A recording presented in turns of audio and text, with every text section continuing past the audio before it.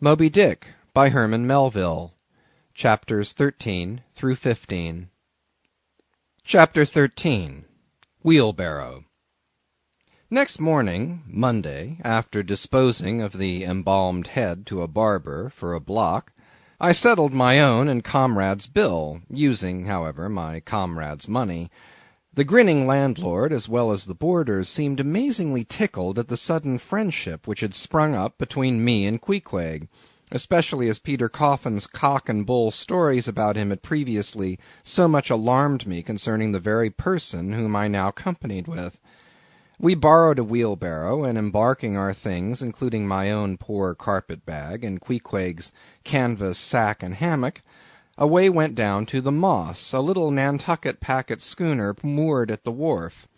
As we were going along, the people stared, not at Queequeg so much, for they were used to seeing cannibals like him in their streets, but at seeing him and me on such confidential terms. But we heeded them not, going along wheeling the barrow by turns, and Queequeg now and then stopping to adjust the sheath on his harpoon barbs. I asked him why he carried such a troublesome thing with him ashore, and whether all whaling ships did not find their own harpoons.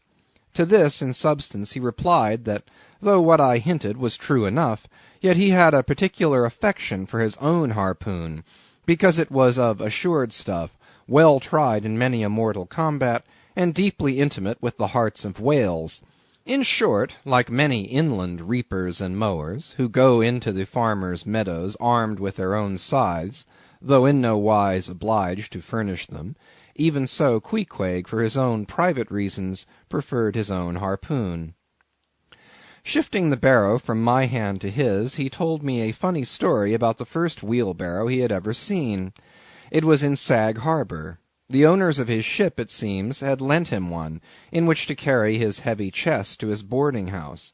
Not to seem ignorant about the thing, though in truth he was entirely so concerning the precise way in which to manage the barrow, Queequeg put his chest upon it, lashes it fast, and then shoulders the barrow and marches up the wharf. Why, said I, Queequeg, you might have known better than that, one would think. Didn't the people laugh? Upon this he told me another story. The people of his island of Cocavoco, it seems, at their wedding feasts, express the fragrant water of young cocoanuts into a large stained calabash, like a punch-bowl, and this punch-bowl always forms the great central ornament on the braided mat where the feast is held. Now a certain grand merchant ship once touched at Cocavoco, and its commander, from all accounts a very stately, punctilious gentleman, at least for a sea captain, this commander was invited to the wedding feast of Queequeg's sister, a pretty young princess just turned of 10. Well, when all the wedding guests were assembled at the bride's bamboo cottage, this captain marches in, and being assigned the post of honor, placed himself over against the punch-bowl, and between the high priest and his majesty the king, Queequeg's father. Grace being said, for those people have grace as well as we, though Queequeg told me that unlike us, who at such times look downward to our platters, they, on the contrary, copying the ducks, glance upward to the great giver of all feasts. Grace, I say, being said, the high priest opens the banquet by the immemorial ceremony of the island, that is, dipping his consecrated and consecrating fingers into the bowl before the blessed beverage circulates. Seeing himself placed next to the priest, and noting the ceremony, and thinking himself, being captain of a ship, as having plain precedence over a mere island king, especially in the king's own house, the captain coolly proceeds to wash his hands in the punch-bowl, taking it, I suppose, for a huge finger-glass. "Now," said Queequeg, "what do you think now? Didn't our people laugh?" At last, passage paid and luggage safe, we stood on board the schooner. Hoisting sail, it glided down the Acushnet River. On one side New Bedford rose in terraces of streets, their ice-covered trees all glittering in the clear, cold air. Huge hills and mountains of casks on casks were piled upon her wharves, and side by side the world-wandering whale-ships lay silent and safely moored at last, while from others came a sound of carpenters and coopers, with blended noises of fires and forges to melt the pitch, all betokening that new cruises were on the start. that one most perilous and long voyage ended only begins a second, and a second ended only begins a third, and so on, for ever and for aye. Such is the endlessness, yea, the intolerableness of all earthly effort.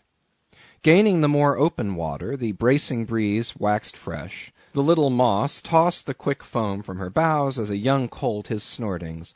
How I snuffed that Tartar air! How I spurned that turnpike earth, that common highway all overdented with the marks of slavish heels and hoofs, and turned me to admire the magnanimity of the sea which will permit no records. At the same foam fountain, Queequeg seemed to drink and reel with me. His dusky nostrils swelled apart, he showed his filed and pointed teeth.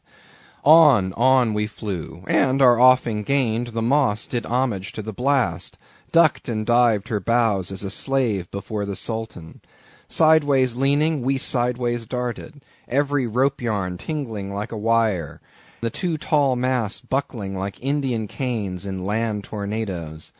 So full of this reeling scene were we, as we stood by the plunging bowsprit, that for some time we did not notice the jeering glances of the passengers, a lubber-like assembly, who marvelled that two fellow beings should be so companionable, as though a white man were anything more dignified than a whitewashed negro.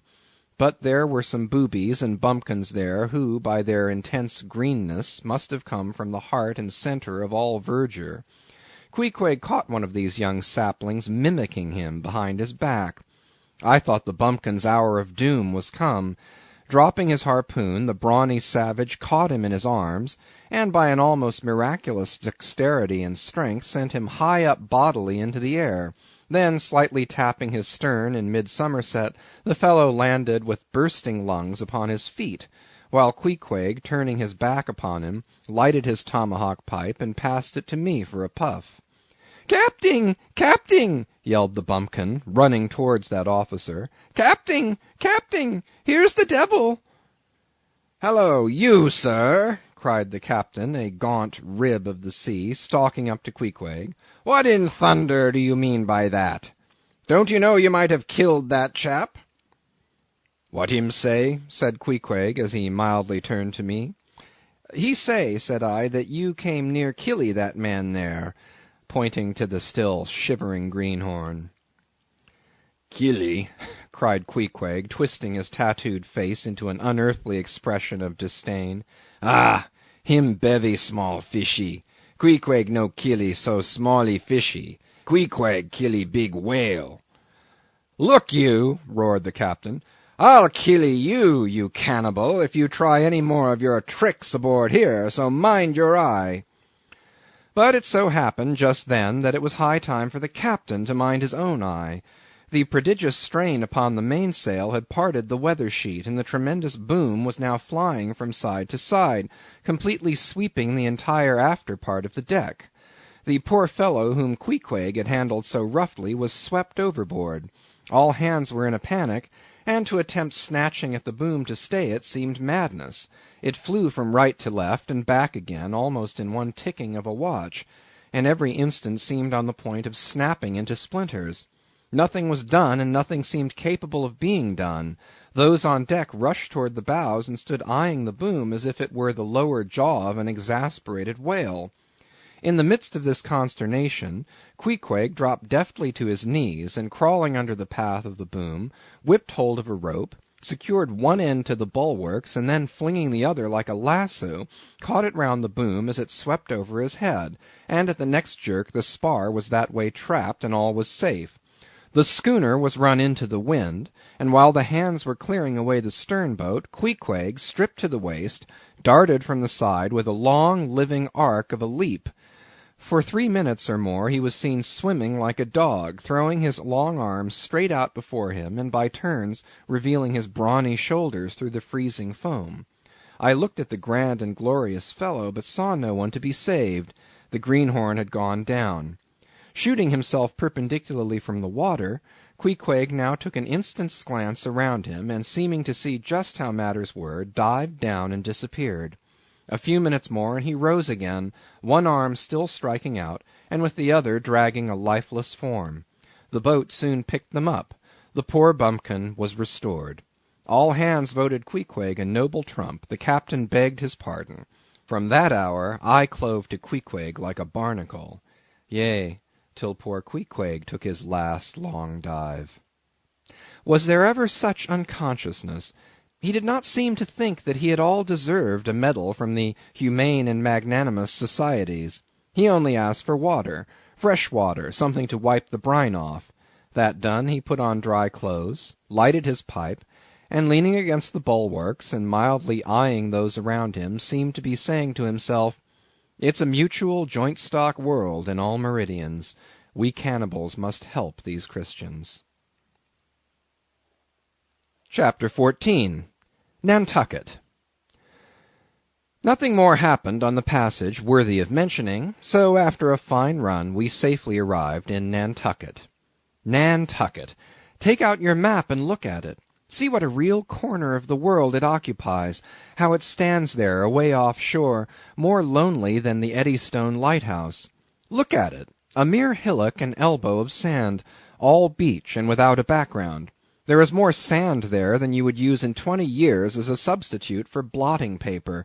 Some gamesome whites will tell you that they have to plant weeds there, that they don't grow naturally, that they import Canada thistles, that they have to send beyond seas for a spile to stop a leak in an oil cask, that pieces of wood in Nantucket are carried about like bits of the true cross in Rome, that people there plant toadstools before their house to get under the shade in summer time, that one blade of grass makes an oasis, 3 blades in a day's walk a prairie, that they wear quicksand shoes, something like Laplander snowshoes, that they are so shut up, belted about, every way enclosed, surrounded, and made an utter island of by the ocean, that to their very chairs and tables small clams will sometimes be found adhering, as to the backs of sea-turtles.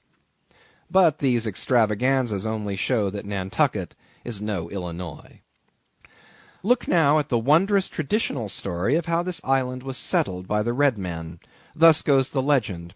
In olden times an eagle swooped down upon the New England coast and carried off an infant Indian in its talons. With loud laments the parents saw their child borne out of sight over the wide waters. They resolved to follow in the same direction. Setting out in their canoes after a perilous passage, they discovered the island, and there they found an empty ivory casket, the poor little Indian's skeleton. What wonder, then, that these Nantucketers, born on a beach, should take to the sea for a livelihood? They first caught crabs and quahogs in the sand. Grown bolder, they waded out with nets for mackerel. More experienced, they pushed off in boats and captured cod, and at last, launching a navy of great ships on the sea, explored this watery world, put an incessant belt of circumnavigations round it, peeped in at Behring's Straits, and in all seasons and all oceans declared everlasting war with the mightiest animated mass that has survived the flood, most monstrous and most mountainous, that Himalayan salt sea mastodon, clothed with such portentousness of unconscious power that his very panics are more to be dreaded than his most fearless and malicious assaults. And thus of these naked Nantucketers, these sea hermits, issuing from their ant-hill in the sea, overrun and conquered the watery world like so many Alexanders, parcelling out among them the Atlantic, Pacific, and Indian Oceans, as the 3 pirate powers did Poland. Let America add Mexico to Texas, and pile Cuba upon Canada. Let the English overswarm all India, and hang out their blazing banner from the sun. 2/3 of this terraqueous globe are the Nantucketers. For the sea is his. He owns it, as emperors own empires, other seamen having but a right of way through it. Merchant ships are but extension bridges, armed ones but floating forts. Even pirates and privateers, though following the sea as highwaymen the road, they but plunder other ships, other fragments of the land like themselves, without seeking to draw their living from the bottomless deep itself. The Nantucketer, he alone resides and riots on the sea. He alone, in Bible language, goes down to it in ships, to and fro ploughing it as his own special plantation. There is his home. There lies his business, which a Noah's flood would not interrupt, though it overwhelmed all the millions in China. He lives on the sea, as prairie cocks in the prairie. He hides among the waves. He climbs them as chamois hunters climb the Alps. For years he knows not the land, so that when he comes to it at last, it smells like another world, more strangely than the moon would to an Earthsman. With the landless gull, that at sunset folds her wings and is rocked to sleep between billows, so at nightfall the Nantucketer, out of sight of land, furls his sails and lays him to his rest, while under his very pillow rush herds of walruses and whales. Chapter 15.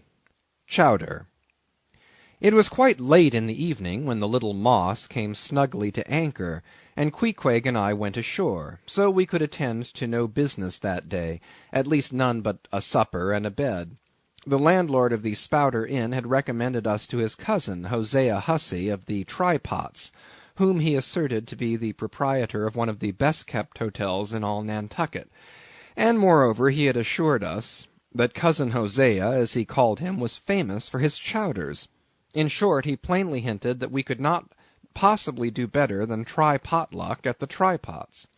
But the directions he had given us about keeping a yellow warehouse on our starboard hand till we opened a white church to the larboard, and then keeping that on the larboard hand till we made a corner 3 points to the starboard, and that done, then ask the first man we met where the place was, these crooked directions of his very much puzzled us at first, especially as at the outset Queequeg insisted that the yellow warehouse, our first point of departure, must be left on the larboard hand, whereas I had understood Peter Coffin to say it was on the starboard. However, by dint of beating about a little in the dark, and now and then knocking up a peaceable inhabitant to inquire the way, we at last came to something which there was no mistaking.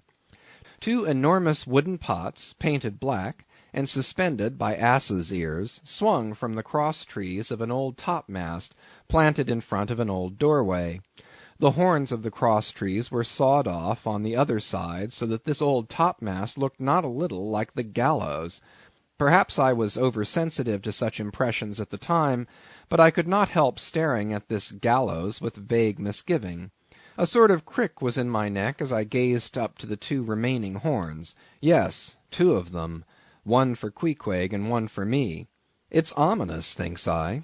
A coffin, my innkeeper, upon landing in my first whaling port, tombstones staring at me in the whaleman's chapel, and here a gallows, and a pair of prodigious black pots too. Are these last throwing out oblique hints touching Tophet? I was called from these reflections by the sight of a freckled woman with yellow hair and a yellow gown, standing in the porch of the inn under a dull red lamp swinging there, that looked much like an injured eye, and carrying on a brisk scolding with a man in a purple woollen shirt.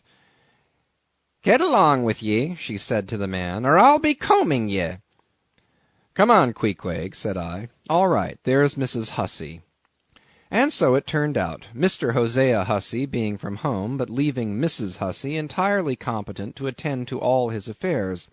Upon making known our desires for supper and a bed, Mrs. Hussey, postponing further scolding for the present, ushered us into a little room, and seating us at a table spread with the relics of a recently concluded repast, turned round to us and said, "Clam or cod?" "What's that about cods, ma'am?" said I, with much politeness. "Clam or cod?" she repeated. "A clam for supper? A cold clam? Is that what you mean, Mrs. Hussey?" says I. "But that's a rather cold and clammy reception in the winter time, ain't it, Mrs. Hussey?" But being in a great hurry to resume scolding the man in the purple shirt, who was waiting for it in the entry, and seeming to hear nothing but the word clam, Mrs. Hussey hurried towards an open door leading to the kitchen, and bawling out, "Clam for 2," disappeared. "Queequeg," said I, "do you think that we can make out a supper for us both on one clam?" However, a warm and savoury steam from the kitchen served to belie the apparently cheerless prospect before us. But when that smoking chowder came in, the mystery was delightfully explained. Oh, sweet friends, hearken to me! It was made of small juicy clams, scarcely bigger than hazelnuts, mixed with pounded ship biscuit, and salted pork cut up into little flakes, the whole enriched with butter and plentifully seasoned with pepper and salt. Our appetites being sharpened by the frosty voyage, and in particular Queequeg seeing his favourite fishing food before him, and the chowder being surpassingly excellent, we dispatched it with great expedition. When, leaning back a moment, and bethinking me of Mrs. Hussey's clam and cod announcement, I thought I would try a little experiment. Stepping to the kitchen door, I uttered the word "cod" with great emphasis, and resumed my seat. In a few moments the savoury steam came forth again, but with a different flavour, and in good time a fine cod chowder was placed before us. We resumed business, and while plying our spoons in the bowl, thinks I to myself, I wonder now if this here has any effect on the head. What's that stultifying saying about chowder-headed people? But look, Queequeg, ain't that a live eel in your bowl? Where's your harpoon? Fishiest of all fishy places was the trypots, which well deserved its name, for the pots there were always boiling chowders. Chowder for breakfast, and chowder for dinner, and chowder for supper, till you began to look for fish bones coming through your clothes. The area before the house was paved with clam shells. Mrs. Hussey wore a polished necklace of codfish vertebrae, and Hosea Hussey had his account books bound in superior old shark skin. There was a fishy flavour to the milk, too, which I could not at all account for, till one morning, happening to take a stroll along the beach among some fishermen's boats, I saw Hosea's brindled cow feeding on fish remnants, and marching along the sand with each foot in a cod's decapitated head, looking very slipshod, I assure you. Supper concluded, we received a lamp, and directions from Mrs. Hussey concerning the nearest way to bed. But as Queequeg was about to precede me up the stairs, the lady reached forth her arm, and demanded his harpoon. She allowed no harpoon in her chambers. Why not? said I. Every true whaleman sleeps with his harpoon. But why not? Because it's dangerous, says she. Ever since young Stiggs, coming from that unfortunate v'y'ge of his, when he was gone 4 years and a half, with only 3 barrels of ile, was found dead in my first floor back with his harpoon in his side. Ever since then I allow no boarders to take sich dangerous weepons in their rooms at night. So, Mr. Queequeg, for she had learned his name, I will just take this here iron and keep it for you till morning. But the chowder, clam or cod tomorrow for breakfast, men? Both, says I, and let's have a couple of smoked herring by way of variety. End of chapters